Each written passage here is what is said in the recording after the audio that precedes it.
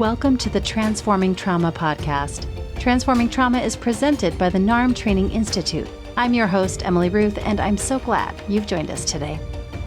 Hi, Transforming Trauma listeners. Do you want to join the international NARM community in support of trauma-informed care?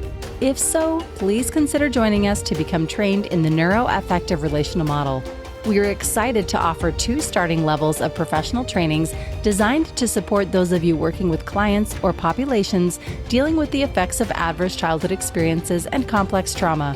The Level 1 online NARM Basics training is a psychoeducational training designed for helping professionals in a variety of fields, such as mental health professionals, substance abuse counselors, educators, doctors, nurses, other healthcare providers, coaches, and more. The Level 2 NARM Therapist training is a comprehensive clinical training designed for licensed mental health professionals, as well as current mental health graduate students and clinical interns and trainees.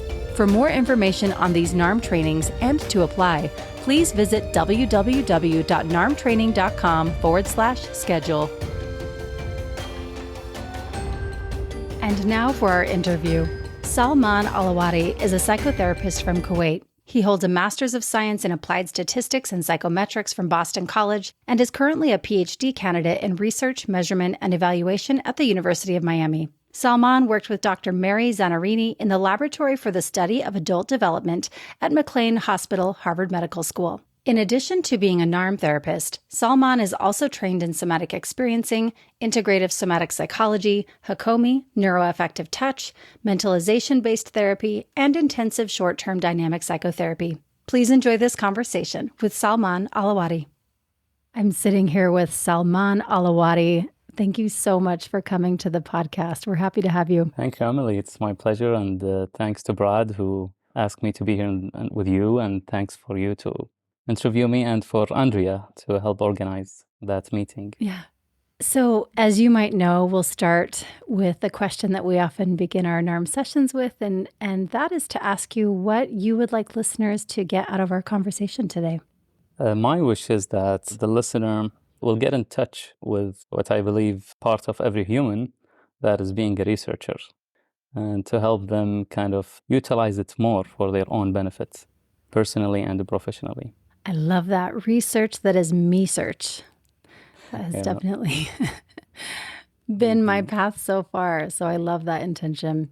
So if you would, could you share with us a little bit about your background and where you're working now? Sure. So I graduated in psychology from Kuwait University, my home country, with a minor in applied statistics. Then I worked at the Ministry of Health in Kuwait in an addiction center where I was trained as a psychotherapist there. And after that, I went to McLean Hospital, Harvard Medical School, worked with Mary Zanarini, one of the scholars in the borderline personality disorder field, as a clinical researcher. I did an internship there. And after that, I got my master's in Applied Statistics and Psychometrics from Boston College. And now I'm doing my Ph.D. in Research Methodology at the University of Miami. I'm also trained in Somatic Experiencing, Integrative Somatic Psychology, the work of Raja, and NARM, actually, and also Intensive Short-Term Dynamic Psychotherapy. Okay, wonderful. You're bringing a lot of different threads into the tapestry already. So you mentioned NARM. What brought you to NARM? What brought me to NARM is actually the felt sense that I don't feel comfortable in my own skin. And I tried several modalities that tremendously helped me. Yet there is still a sense of I'm more functional, I have a greater capacity, I'm less hypervigilant and all of that. I project less, but that sense of not feeling comfortable in my own skin is still there. So that led me to actually get in touch with my researcher and continuously look for what else is there that can help with that. And it turned out to be NARM. I only learned NARM after around a year of being a client when I saw that it's actually work. So it truly was me-search. You really were looking for answers for yourself, and that brought you to the work. To go back even a little bit further, what really brought you into the field of psychological research? I mean, I know you said that was your undergrad. What took you into that field? What was your interest there? It's actually the desire to know how, like when I took my first psychology class, they started to talk about a lot of theory. And then for me, I always have that question running in the background, how they know what they know. how Freud knew that there is something called ego, superego, and the id. How he came into that conceptualization, how he came to that conclusion. So that desire to know how the conclusion was made, the knowing happened, is and still was and is my drive to continuously go into the research field to understand. And then it turns out to be, actually, if you want to understand research, you need to understand statistics. So I got into statistics, and then I got into the methodology and continuing my path of learning how we know. The how we know. So if you could tell me, because I would like to know more about, how would you define the psychological research? So psychological research, we are all familiar with the psychological part. Then what is the research? Yeah. To understand research, we kind of need to take a step into a little bit of history here, which is, it's natural that people have a question that they want to answer. And the process of looking for an answer is research. But before the Renaissance, people was driven by making conclusion with their logical reasoning, which is what is called rationalism. And then after that, they said, we now have developed some technologies to enhance our capacity to utilize our senses. We can see beyond our sight, our eyesight, can hear beyond what our ears can hear. With a telescope, microscope, stethoscope, whatever scope, they said, you know what, how about we actually derive our conclusions from actual observed data? It is more objective. So then we moved into an era of empiricism, which is we are in now. So research is very much informed by the philosophy of the era where we live in. And since we are in an era of empiricism, then the definition of research will be very much driven by that philosophy. If you asked me that question hundreds of years ago, then I would define research differently. Huh. I've never thought about it like that, like the definition sort of morphs and changes. I was really just wondering, how do you define it here and now? But I didn't realize that there may have been different definitions of that previously. And I'm touching into those points because we may refer to them later on through our discussion, not just out of theory, but out of there are actual implications of that. But in our today world, research is simply a 7-step process. Start with you formulate a question. I have a question. Can NARM treat depression or complex PTSD? So this is the question. The second step, let me go review the literature and see, okay, what is already known about that? Is there any other research conducted about the effectiveness of NARM for treating complex PTSD or not? There is. I don't need to answer a question that has already been answered. What is the gap in the knowledge that is needed to be filled? So that's step number 2. And then step number 3, I make a plan for how I will answer that question. And after I make a plan, I go to executing the plan, which simply is collecting the data. So usually the plan is what is referred to as quantitative research, qualitative research, mixed method. What is the form, how that question will be answered? And then the executing the plan is collecting the data. And after collecting the data, we need to analyze the data. If it's quantitative, then it will be statistical analysis. After that, we will draw conclusions. And after we draw conclusions, we will disseminate the results. So it is a very much a sequential process that is a common sense process. Yeah, and I know you make it sound really simple, at least for me, but I know it's not. I know it's really complex and there's so many layers there. But I appreciate you kind of distilling it down to something simpler so that, I can chew it and make sense of it. So you talked about qualitative and quantitative. And, what I know of other models that are out there is often folks are really excited about this piece of evidence-based. This is an evidence-based model. What does that mean? And why is that important? Why do people kind of focus on that? Yeah, so evidence-based is a concept that was created by medicine.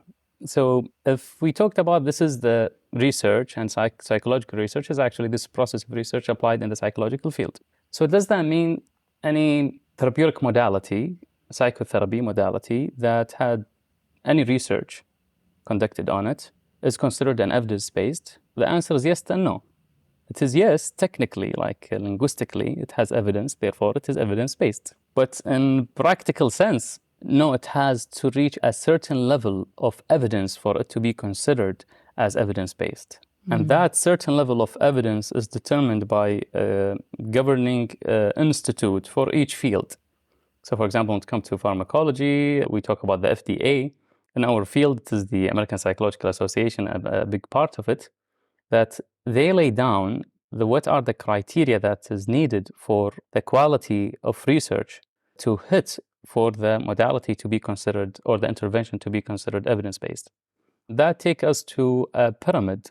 The University of Oxford, they are the first people who created that pyramid of hierarchy, where they said it started with the most basic level as the laboratory studies, and then it goes to case reports, and after that it goes to case control studies, and then cohort studies, and then what is we all hear about randomized controlled trials. And then there is a systematic review and meta-analysis of the randomized controlled trials. So, and according to the APA, for example, they would consider an approach as an evidence-based approach if it has not just randomized controlled trials, but a meta-analysis of those randomized controlled trials. And we may take some time to define some of the terms that I already mentioned, so I don't want to go further. Yeah. So generally, if we want to simplify it, maybe elaborating on randomized controlled trial would help clarify things. Yeah.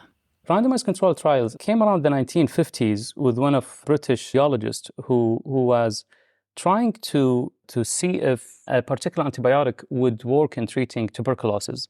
And the way that he said, the way I want to answer the question, how about I take two groups of people, one of the people who have tuberculosis, I give them the drug. The other group of people, I just give them placebo, which is an empty drug that doesn't have the drug in it, but the patient think that it is the drug. And then see if it's actually, there is an actual effect difference among the groups or not. So after he conducted that experiment, it's actually started to spread in the field that this is an amazing way to make a causal inference that this drug can or can't treat tuberculosis. The main thing in randomized controlled trial is that we can take away the effect of the co-founders. When we say the co-founders, it simply means the alternative explanations.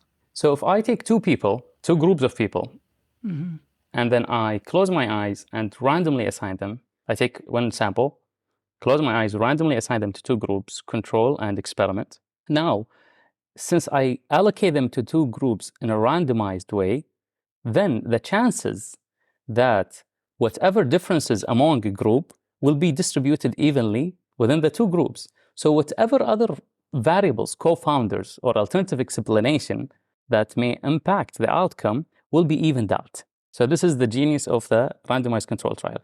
This is actually in theory, but if we truly does those differences actually even out, with the greater the sample, the greater the chances of those differences even out. But imagine, for example, that the sample is 20 person, and then I randomly assign them. Is there a chance that the co-founders that is actually impacting the outcome besides the intervention end up in one group rather than the other? Yes, there is.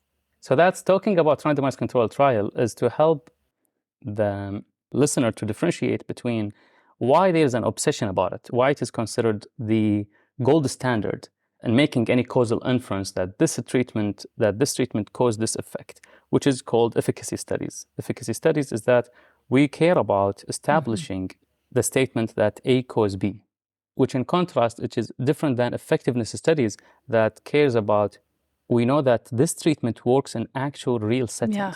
That seems really key to me. Okay. I want you to talk a little bit more about that. So in terms of research, it is usually, especially on interventions, it's usually either related to something called efficacy studies.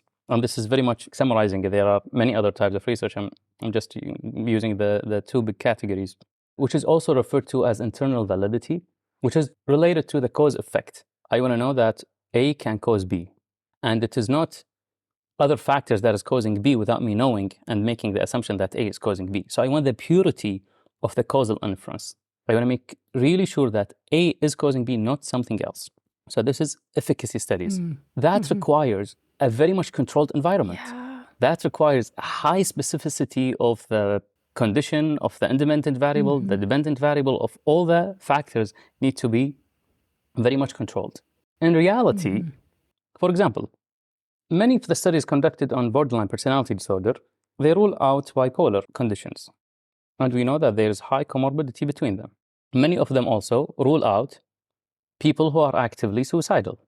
Why? Because of ethical aspects related to the research, and because if they are suicidal, how can they will need additional interventions not related to the manualized treatment, and therefore blah blah blah. So when we eliminate those comorbidities and we take that sample that is so clean for the research, and then we say, oh, this actual intervention works for that population, actually that's not an accurate statement. It works for those people that were included in the research, which is not actually the real world.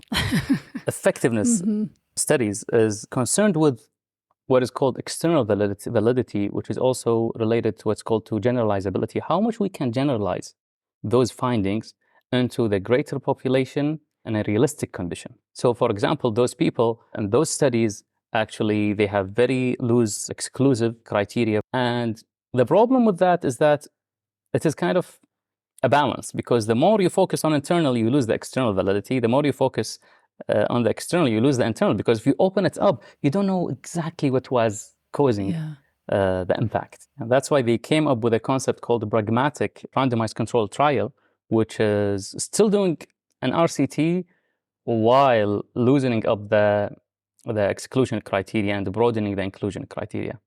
So this piece about like bringing it to the real world, the research, because, you know, as you're talking, I'm thinking about clients that I see and like, how does this apply? Because, you know, I think about kind of manualized approaches that it's like, yeah, you say this and then you ask this question and then you do this. And I can see how that really fits more easily into the research world. And like, okay, how do we create a control group? How do we like make it nice and clean and tidy for this evidence-based kind of stamp, if I can put it that way? And I just know how complex we as humans are, and how that kind of, and forgive me, I don't mean to speak down about models that are manualized, but I just know how complex our clients are, and how those manualized ways of working with them, there's so much nuance that can be lost. So I think kind of speaks to why there's like challenges and some limitations around, you know, pushing for an evidence-based therapeutic approach when our clients are so complex. Of course, my brain is going to NARM. How do we take a complex model like NARM and, you know, create research around it that can fit in that tidy box? What's the challenges when we're talking about pushing for a more evidence-based therapeutic approach? The problem is not with pushing toward evidence-based approaches, because it's actually important that there's a continuous push for evidence.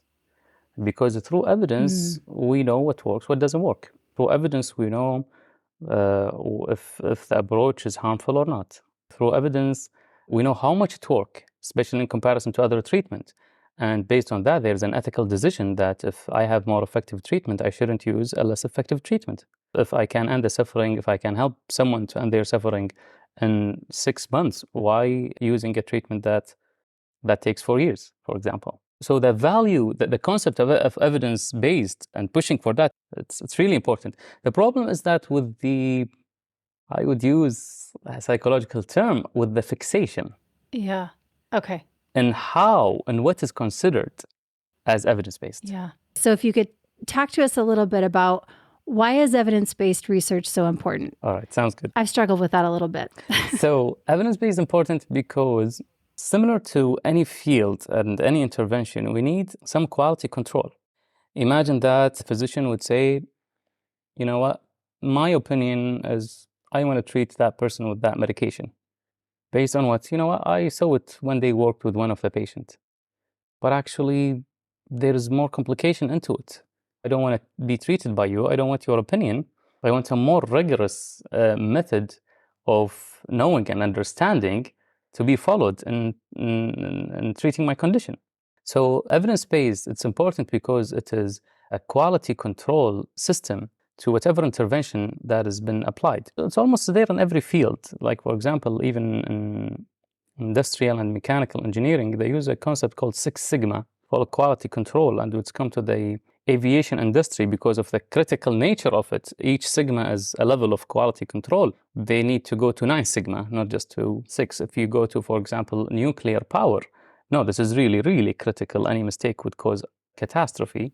to humanity, then no, we will take it to a greater level of quality control.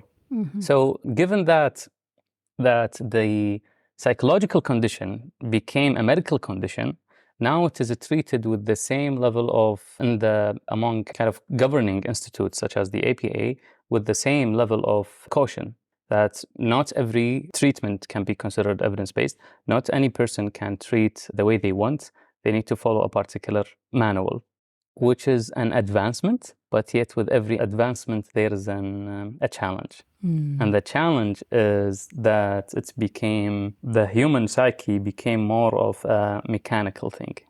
And that's why there is a kind of a loop in the psychotherapy research that regardless of how many new development, how many new approaches of psychological intervention come to the surface, the effectiveness of the psychotherapy is not improving overall, according to research. And this is alarming. Okay. That doesn't mean necessarily that those new approaches are not more effective, but that it speaks more into the limitation of conducting research on psychological concepts the way that is conducted with medical and biological concepts. So here is the problem, that we are trying to follow the steps of medicine, and there is a sense of we are less than them, and we really need to catch up with what they are doing to be considered as scientific. But here is the problem with that. The problem is not with evidence-based. Evidence-based is an amazing concept, is that the fixation into that we only consider an approach to be an evidence-based if it's mimicking the medical model. From the data and the research, actually, if we want to be empirical about it, that model is not working well so far. Yeah, it's a very different process, I imagine. And of course, I'm not a researcher, but I'm just trying to put myself in the shoes of a researcher. Like, how do you create a control group? It's one thing if, we're doing research around an illness that we can diagnose people. Yes, you have this. We know exactly what's happening in your body because you have this diagnosis. And so we're going to either give your group the medication or we're not. Like, that's a pretty clear, clean cut. Like, we know what group you're in. But when we're talking about, therapeutic approaches, it's much more nuanced. It's like someone can be diagnosed with that, but that may manifest very differently from the next person who's diagnosed with that. So how do you create these kind of neat, tidy control groups like you would with medication or with, physical diagnoses? So that's, I'm just trying to put myself in the place of a researcher thinking that's so complex. How do you do it? Yeah. And you're naming the challenges there. And also it's there in the name of the mental health disorders are not called mental health diseases, are called disorders. The difference between a disease and a disorder, and when we talk about disorder, we don't understand the mechanism of it. Right. When we talk about a disease, we know what's going on, actually. But a disorder, we are describing the manifestation of the disease that is unknown. Therefore, we call it a disorder. So we are researching, and even the DSM historically wasn't meant to be used clinically. It was a research tool. But then this is the best thing available to kind of describe what we are talking about. So it became a clinical tool later on. And that just speaks to when you said, we cannot say that specific thing because we can't go down to specifying it. It's really hard to research it the way that we are examining what is called natural phenomena, such as the chemistry, biology, physics, and which is interesting because medicine, part of it is closer to the natural phenomena, but there's part of medicine is closer to actually the psychological phenomena, which is more complex in nature than and non-linear. So even the medical field, for example, an example of that is the pain. The research related to pain medicine is not as accurate, or even neurology as a field, although there is a huge advancement, but it is not considered as mature as, for example, when we talk about the GI field, what's happening in stomach. And that's given to that we don't understand the nature of what we are talking about as much. Therefore, it's become harder to pinpoint things. Therefore, that linear method of examining things is not the best fit. Just hearing you say that, I'm curious, what are some other perspectives that really challenge the movement toward evidence-based therapeutic approaches? There are many scholars who keep raising their voices that psychological approaches should not be evaluated by randomized controlled trials, that single case studies that examining one case and going into the depth of it and see how it is unfolding with time through an intervention should be considered one of the highest level of evidence. That we would learn more from that and we would know more of a more accurate causal inference. We can conclude more accurate causal inference from randomized controlled trials. I wouldn't say we would conclude more accurate. I would say we would conclude more useful, because technically accurate randomized controlled trial will be more accurate in terms of eliminating the co-founders, the alternative explanations. Yet, it is not that useful. Why? We're going back to the borderline and bipolar, RCT. Borderline, but we excluded the bipolar, we excluded the suicidal, we excluded people who have active psychotic episode, we excluded people with substance use disorder. Now, we have an actual causal inference here that is cleaner. Yet, for me as a clinician, how useful is that information for me if my client is actually different than that population? It's not that useful. Right. But if you give me a case that you go into the depth of it, let's say that case went into therapy for the last 5 years, nothing worked, and now they are exclusively being treated by me. And I am writing in details about the case, what's happening, what intervention is taken, how is that client responding in the session, what's happening in their life. And I am illustrating that to you, and you read that case. And there's actually changes in that client's behavior and internal state. That is more helpful causal understanding to me as a clinician. Right. This is something that I can apply in my work. That's something that would serve me. I know now how different or how similar my client to that case that has been illustrated. That's why there are scholars who actually, when you mention that, for example, they say RCT should be considered the gold standard if we are talking about a very specific situation, let's say a specific phobia, that is being treated with a manualized treatment for a very short period of time. Then RCT would be the best match. But if we are talking about a complex, long-term condition with comorbidities, then RCT won't be helpful, won't be useful. And the more that we ask for RCT to be conducted, we are actually delaying good treatments, the dissemination and the outreach of treatment that could be very, very much useful to people who are in need of it. So for example, before mindfulness came into the West, and now there are a lot of research that show that mindfulness is helpful, the research on mindfulness did not increase the benefits of mindfulness. The research only discovered its benefits. It's not after the West conducted research on mindfulness, now mindfulness became helpful. No, it was helpful thousands of years ago. So the same concept. Now when we talk about NARM, if there is a push toward, no, we need to conduct clinical trials. Clinical trials requires a lot of resources. And that resources, if been channeled to another way, it would benefit clinicians more. It will end up with a more useful evidence for clinical practice. But there is a sense of, no, this is not how the way it happens in medicine. Therefore, we shouldn't come with our own approach of figuring out things, which is a sense of, like, I feel our field is not yet, like in the separation, individuation, we are still in an emerging phase with medicine. Like, no, we have difficulty, like we have a sense of rapprochement where we go a little bit away from our medicine, then no, let's just come back to our mommy or daddy. We need that holding environment. So this is a very real conversation. We're just being humans, right? Yeah, I'm just thinking about that, like getting the momentum, right? So I don't know much about the history of like how, the research on mindfulness began, but I imagine there was kind of like, it was probably hard at first to get the funding to get the research around mindfulness, although maybe there was more like anecdotal evidence that people could draw upon and say, hey, we need to get some funding around this. You know more than me, I'm sure, but I'm just thinking about the challenges, in trying to get momentum around a model like NARM that is so complex.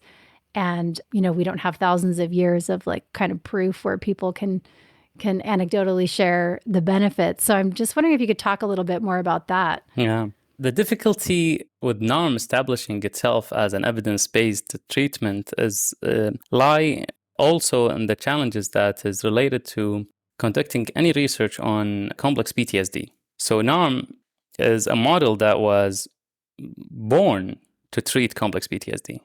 And that construct is, although it is in the ICD-11, and there are some research that is conducted on the validity of that construct, yet it is not that established.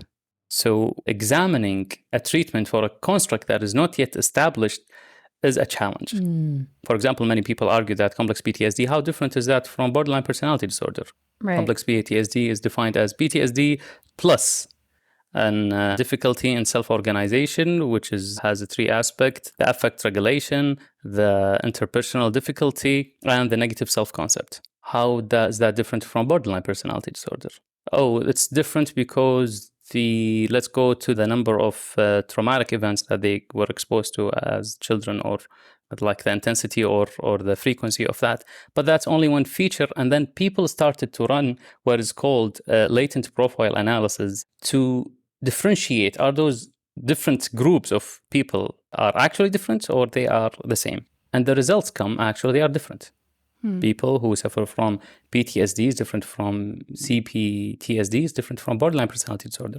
There are particular features, such as borderline has a less stable sense of self. Their fear lies more towards abandonment. So they are a particular profile picture for them. But then another argument said, those methods of differentiating between those groups has its limitation. And then the discussion is still going on. That's why maybe one of the reasons that it is not yet in the DSM. So researching, and I'm saying that because those are research challenges. Those are not real life challenges, because real life challenges, as a clinician, when you sit with someone that has borderline personality disorder and you sit with someone that has complex PTSD without borderline personality disorder, you can know the difference. With no doubts, you know the difference. There are features that this is borderline features. There are features that this is PTSD, but there are features that no. This, especially with people who are exposed to treating complex PTSD, or they are very much exposed into that area of territory of what is complex PTSD. We know that there is a constant self, which I referred to at the beginning, which is I don't feel comfortable in my own skin. It is a very implicit sense of self-rejection that is not obvious often. So those challenges now I'm going to get any fund to examine NARM for anxiety disorder, it will be easier. But now I'm going to get fund to examine complex PTSD. Wait a second, this is not even a DSM diagnosis. So this is a challenge. So now it's become the role of NARM is to actually help validate the construct. Because as experts in that area, they are, actually I would say we are in the NARM community, we are the most capable people of validating that concept. And we have the means to do that. So the focus will be validating the concept, which is a long journey, and actually validating the scales that is needed, kind of validating the concept and developing whatever means that is needed to validating the concept. Will need to precede validating the approach as a treatment modality to treat complex PTSD. Now you're sharing with us a little bit of the territory of more specifically the research that you're doing. Am I hearing you right? Are you saying, okay, first we need to validate like what CPTSD is in order to have more research with NARM? Sure. So it has already been validated, but not validated enough. Yeah. Like complex PTSD has been validated, but it is not validated enough. And when I say not validated enough, it is not my judgment. It is when comparing it with other disorders such as anxiety disorder, major depression disorder, PTSD, the solidity of the construct is way more among those diagnoses when compared to complex PTSD. Yes, in the comparison. Yeah. Mm-hmm. And the good thing is that this kind of research can be combined. So for example, if a person like a researcher could run, they have a new scale that need to be validated. For example, one of the scales that now developed is the personality spectrum. That personality spectrum, it is actually in the manual that this is not an evidence-based scale. This is to inform your practice. One of the things that we can do is that we make it an evidence-based scale that can be used in research. I like it. And that process is actually needed if we want to move forward with NARM. Why? Because there is no much scales in related to complex PTSD. Like even the validated scales, the one that came to me is only one scale that I was able to identify as a psychometrically validated scale directly related to complex PTSD. There are scales that have some aspect of complex PTSD, but not exclusively for complex PTSD. So now the challenge is that how can we develop the means for us to conduct the research needed to make NARM an evidence-based model? I love it. That is where we're getting excited. Yeah, say more about that.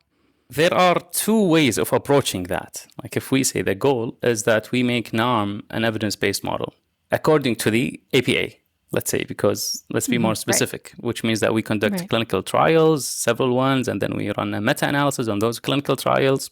And then we say, you know what, we have evidence that this approach is an evidence-based approach to treat complex PTSD. The first one is that we start to lose up some of the NARM identity, which is, for example, we give up that NARM is for complex PTSD. So you know what, complex PTSD is what? It's a combination of anxiety, it's a combination of different disorders. They overlap with many disorders. Let's not wait for complex PTSD to get into the DSM. Let's just start with examining NARM on various conditions that overlap with complex PTSD. And then claim that NARMs work for anxiety, NARM work for depression, NARM for other stuff. We don't need to come up with our own scales because actually there are scales for depression, anxiety, PTSD, all of that is already known and been used in research for several years. So this is one way of doing it. And then when the diagnosis gets into the DSM and people come with those scales that are validated and ready to be used, we can say, okay, now let's run our research and use them. And then we say, you know what, okay. This is it. So this is one stance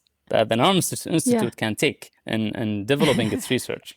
The other stance is say, no, actually, we are the expert in this field. We will develop the scales for what is complex PTSD. We will create the infrastructure that is needed to run a research on that construct and on that approach, which is a longer path, but it will be, like, to my opinion, it will be more beneficial, not just to NARM, but to the community, to the field, because in that case, NARM is disseminating its expertise on that topic to the field. So this is the other stand, which I wish the NARM Institute take. Okay. So I'm thinking, what about both? What if we played the short game and the long game? Yeah. Because they're both important, it sounds like, kind of getting that momentum with the more, the short term. It's like maybe that could spread the word a little bit.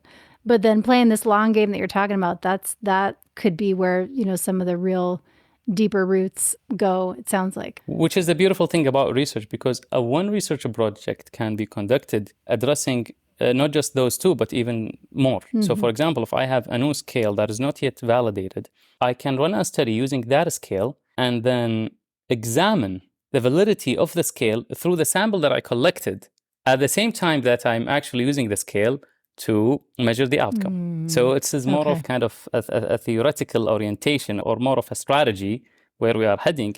But in reality, the practice, you can combine many of those. We can use I think it's called an international assessment, something like that, or questionnaire, international trauma questionnaire, ITQ, that is validated for complex PTSD. We can use that along with other depression and anxiety scales for people who meet the diagnosis of complex PTSD, and they meet the diagnosis for depression, and they meet the diagnosis for, let's say, anxiety. What is the problem? The problem is what is called discriminating validity. Now we have an outcome that tell us that we don't know exactly that treatment worked for what. So now we have a discrimination issue, but with every solution there will be a limitation. So, but it is possible. Yeah. I just appreciate that you're naming and kind of spelling out for those of us that aren't in the research world, again, the complexity, like how much thought goes into this whole process, and kind of the strategies of like how you have to approach the research. Like you named, there's various ways that the Institute could approach some of this future research. But I really appreciate you kind of spelling this all out for us. And I'm thinking, how NARM might fit into other emerging therapeutic modalities. Could you touch on that for just a minute? Yeah, like I think NARM, it's very much compatible with many other modalities because it combines both bottom-up and top-down approaches. So, for example, any somatic approach as NARM is mainly a body-based psychotherapy, but at the same time, any dynamic approach. NARM very heavily driven by dynamic understanding. At the same time, when we talk about the cognitive restructuring or the cognitive aspect of therapy, the entire exploration of the second pillar is mainly a cognitive pillar.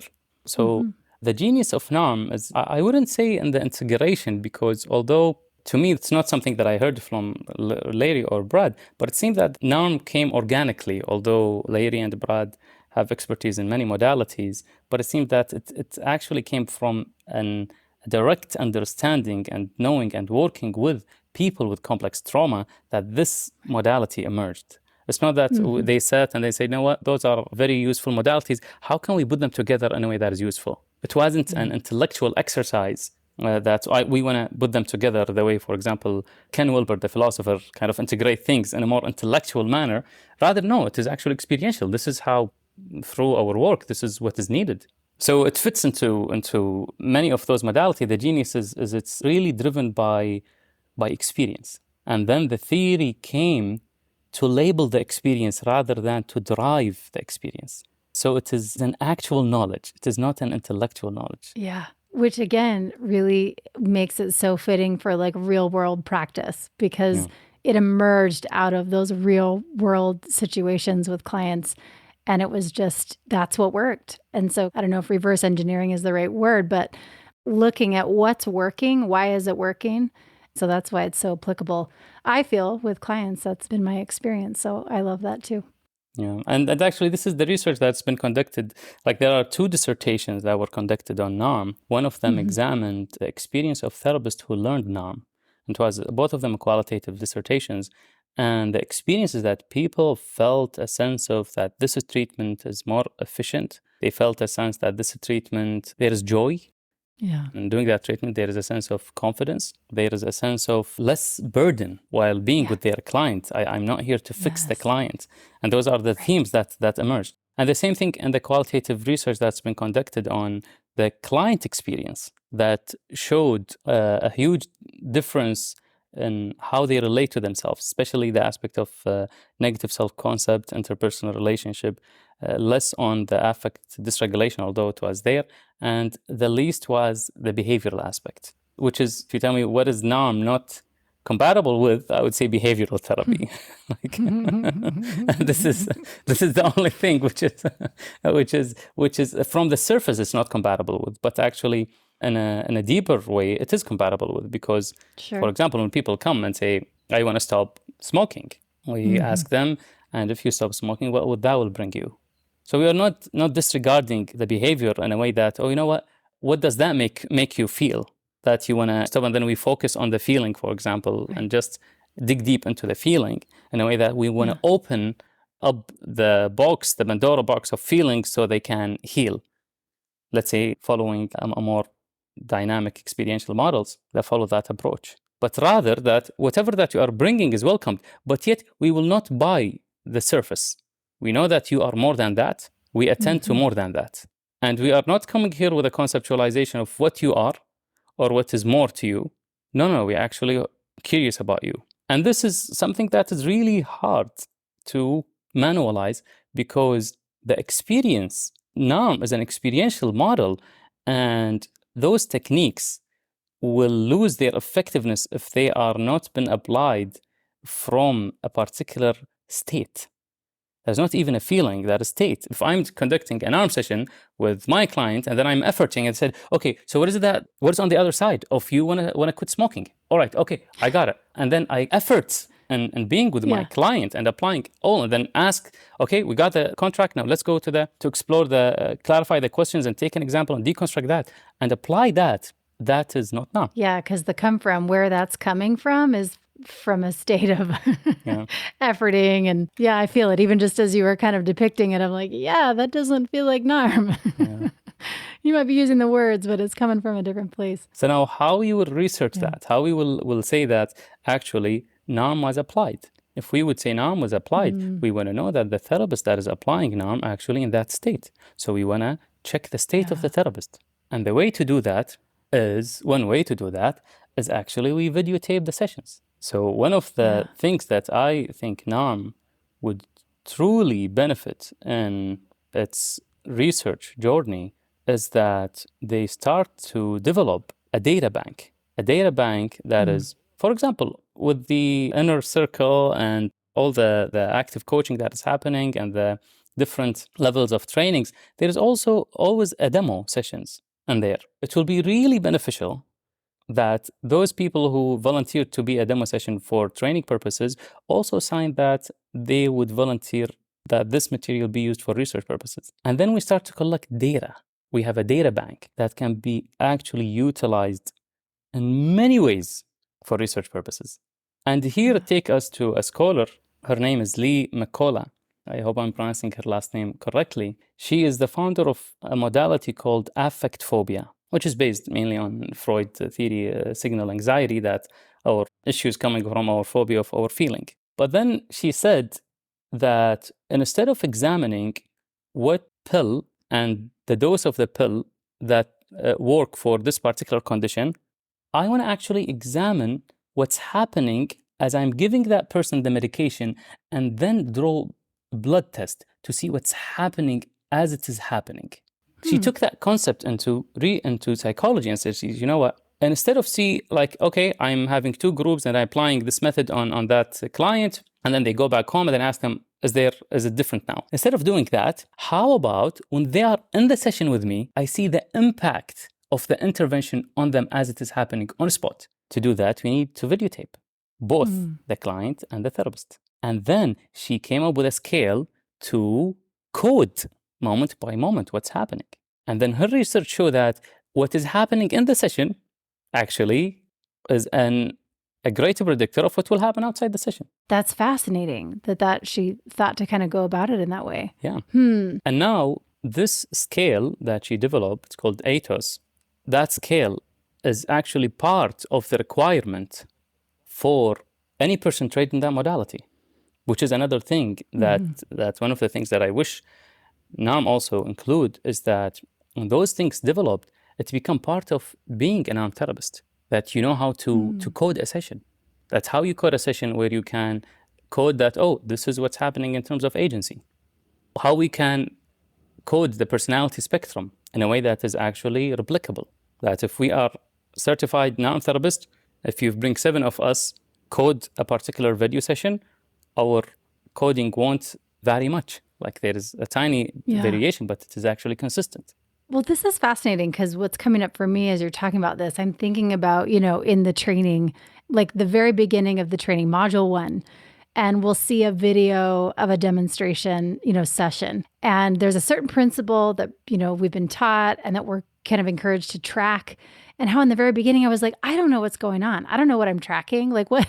I'm totally confused. I don't know any, And then later by like module 4, as we've learned these different principles and the pillars, it's kind of like, oh my gosh, I see what's happening. I can track the different things that we're bringing up.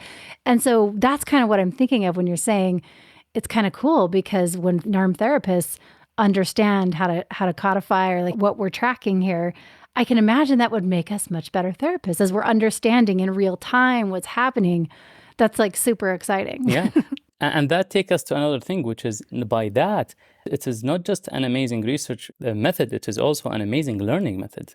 Right. Because you get to break down what is happening, and you get to break down, and this coding system that she created, it's actually not just coding the client, but coding the therapist as well. Oh, wow. That's so valuable. Which is a huge part of the countertransference teaching of the NARM and what's happening. And that will take us into even something that's one of my dreams, is to Uberize research, Airbnb research. Okay. Which means to decentralize research. Okay. Like research now is something that is only done by academic researchers. But if we, like taxi company or a real estate agent, but now with Uber, actually any person could be a taxi to serve at any time, whenever they get a chance.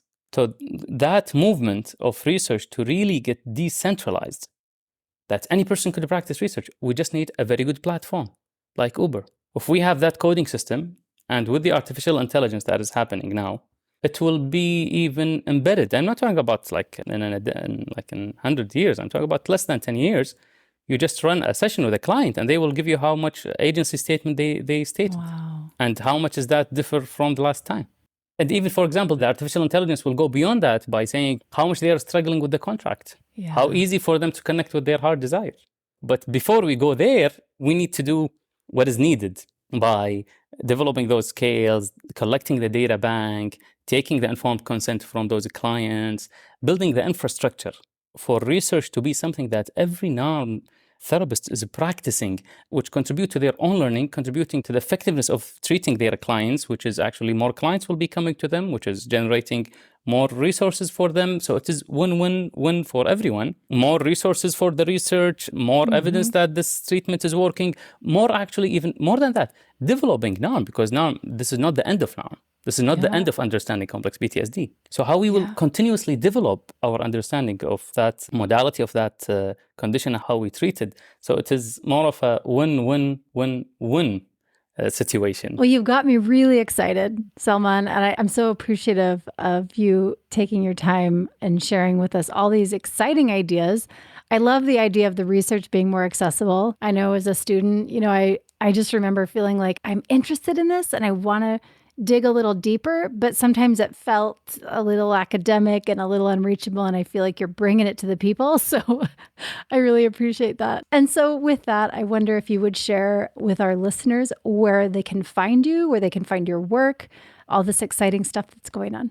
So it's not very much accessible. I'm still very busy with my Ph.D. So I didn't yet put myself out there. But my contact is in the NARM website. So that will be there. And hopefully after my PhD, I'll have some time to put myself out there. Wonderful. I know we have a link to some of your research papers. Thank you again so much for your time, Salman. And I'm cheering you on, excited about all the developments going on for you. Yeah, thank you, Emily. Really, it was a pleasure being with you, and I look forward to being with you in the master class. Thanks so much for joining us for today's episode. To find more about our guest and their work, check the show notes or visit us at narmtraining.com/transformingtrauma. Are you working with clients or populations dealing with the effects of adverse childhood experiences and complex trauma? If so, we invite you to consider joining us to become trained in the Neuroaffective Relational Model in support of trauma-informed care. We are excited to offer psychoeducational and clinical trainings for a variety of mental health professionals. For more information on these NARM trainings and to apply, please visit www.narmtraining.com/schedule. Thanks to Andrea Klunder and the Creative Imposter Studios for producing and editing, to Tori Essex for our album art, and to Brad Kammer for the creation of this podcast. We look forward to building community, connection with you, and changing the world by transforming trauma.